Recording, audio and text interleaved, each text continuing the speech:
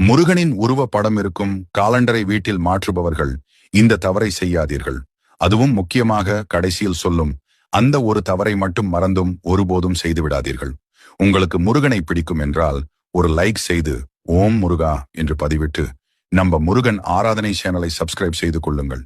உங்கள் வீட்டில் இருக்கும் பழைய காலண்டரில் முருகன் இல்லை, மற்ற கடவுள்களின் உருவ படம் இருந்தால் அதை குப்பையில் தூக்கி போடக்கூடாது. அதேபோல் அதை வீட்டிலும் வைத்துக் கொள்ளக்கூடாது. முருகன் அழகாக இருக்கிறார் என்று அதை வைத்துக் கொள்ளாதீர்கள். உங்களின் பாவங்கள் பின் வீட்டிலேயே சுற்றும். அதை குளத்திலோ ஆற்றிலோ சென்று போற்றுவிடுங்கள். வீட்டில் சாமி உருவம் இருக்கும் காலண்டரை 2 மட்டுமே மாற்ற வேண்டும். நிறைய காலண்டரை வீட்டில் மாற்றக்கூடாது. அதேபோல் பூஜை அறையில் ஒரு காலண்டரை வைத்துக் கொள்ளலாம். வடக்கு மற்றும் கிழக்கு நோக்கி மட்டுமே காலண்டரை மாற்ற வேண்டும். பழைய செவரின் மேல் வைத்து புதிய காலண்டரை மாற்றக்கூடாது.